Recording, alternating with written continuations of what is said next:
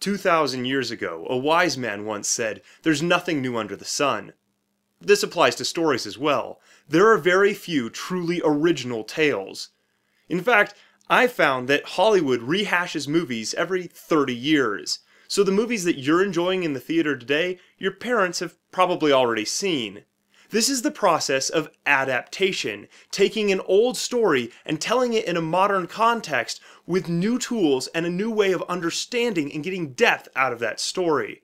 And that's what we're going to practice this week.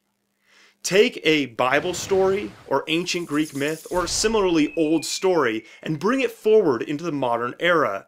Come up with a new way to gain new insights and depth out of one of these stories. Now you're going to be working on this project for the next 4 weeks.